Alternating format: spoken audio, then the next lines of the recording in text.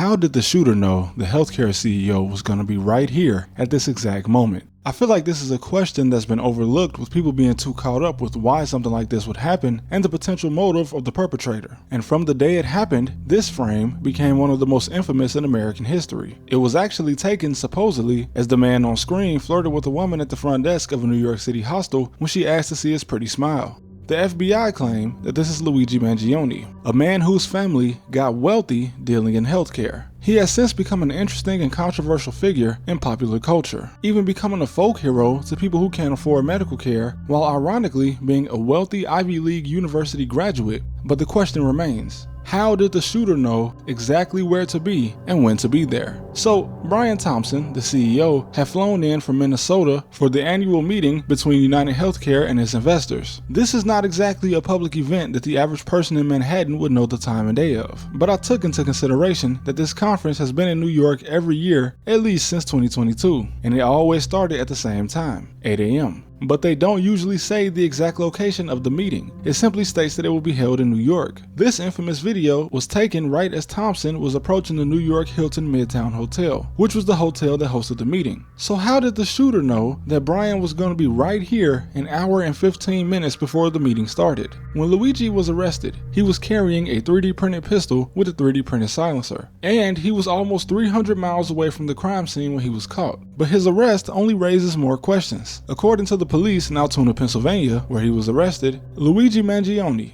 a man that graduated as the valedictorian of a nearly $40,000 a year private school before earning a bachelor's in computer engineering as well as his master's, made it nearly 300 miles from the supposed crime scene, but was still carrying the weapon used in the crime as well as his own manifesto? There are many things that don't add up from this entire case.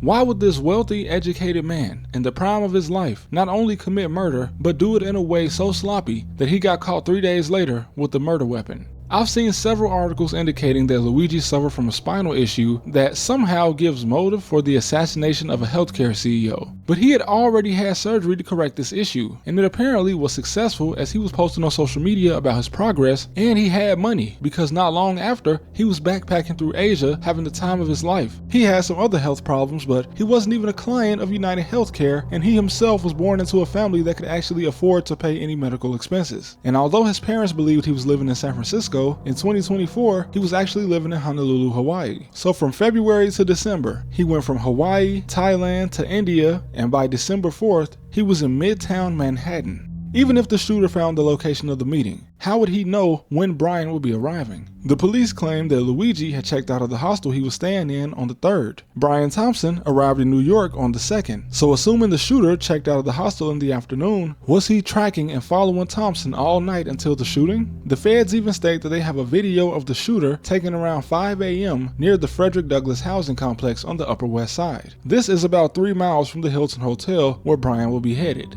I also noticed that the death of Brian Thompson actually dropped the company's approval rating and even its stock price. Not to mention, 5 months after the shooting, the head CEO of United Healthcare, the one over Brian's company, stepped down. And this led to a former CEO being reappointed with $1 million salary and a $60 million bonus. And even stranger, at the time of his death, Brian Thompson, the new CEO, and other executives were about to be involved in a federal investigation because 2 senators and many more politicians called for the SEC to open an investigation for insider trading, something that could have gotten all of them up to 20 years in prison. And a federal investigation was opened against United Healthcare in the summer of 2025. But although suspicious, I haven't actually seen a link between this and the murder. Luigi was said to have been carrying around a fake ID, and it was under this ID that he checked into the hostel in Manhattan. But if you're going to commit a crime like this, why walk around with anything that has your face on it? Regardless of your name, there are cameras all over New York City, so it's your face that will work against you in an investigation. This is why I'm always so skeptical about things that become big in the news. He was paraded around like a Batman villain, and it was clear that the news and authorities treated this murder as if it was more important than every other murder in New York City that year. But let's assume for a minute that Luigi did it,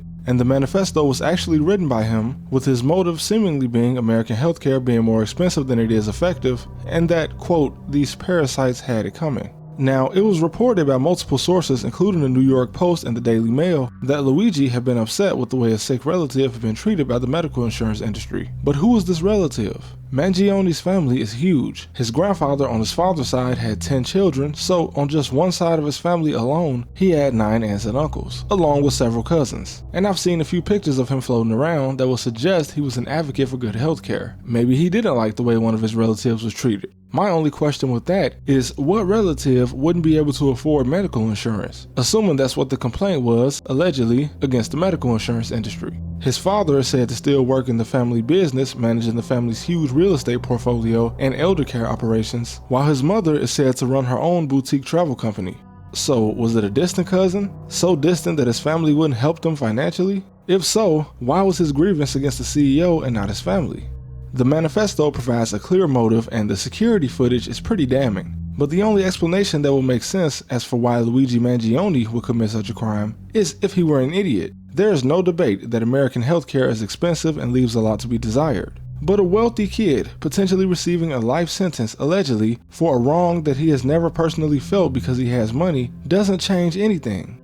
It would just be a waste of 2 lives. Healthcare is still the same, and after Brian's death, a new CEO got a huge payday, something that the manifesto seemed to speak against. And after reading the manifesto, I have to say, it does not sound like the writings of an educated man. It was only a 3-paragraph ramble about the crime being easy to commit because he worked in engineering and how healthcare executives have become too powerful. But is that really it? This just sounds like the writings of a teenager that recently Googled healthcare bad. Would a man this intelligent really be so careless as to still be in possession of the murder weapon and his own manifesto, essentially carrying a handwritten motive in his bag? But if he still had it in Pennsylvania, does that mean he was carrying his own manifesto when the shooting occurred? This and the fake ID just don't seem consistent with a guy who graduated Ivy League with honors. The manifesto even says that he's working alone, but the line in the manifesto that says, "to save you a lengthy investigation," makes it seem as if he wanted to be caught. But if so, why flee to Pennsylvania? It even states that the entire thing was self-funded, further emphasizing that he was working alone, something that is not common in a murder. Because the last thing a lone murderer will be worried about is an accomplice that they didn't have. And to add even more suspicion, a judge recently ruled that Luigi's right to a fair trial may have even been violated because Donald Trump pinned the murder on him, with 2 members of the Department of Justice publicly agreeing with this statement, condemning Luigi before his trial, when you're supposed to be innocent until proven guilty. I've tried to find a link between Luigi's family and the healthcare CEO or United Healthcare at all because I thought, well, his family is big in healthcare. He has a cousin that works in Maryland government, and even though the headquarters for United Healthcare is in Minnesota, their investors meet on the East Coast. So I even hypothesized that Luigi might have known one of the investors who could have possibly given him the location, assuming that he was the one that committed the crime. But I could find nothing to suggest that any of this was true.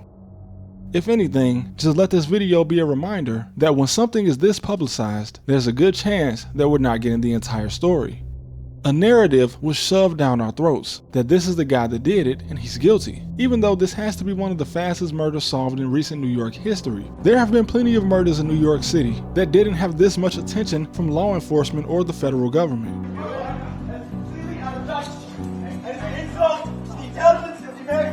Thank you guys for watching. I'll see you next time.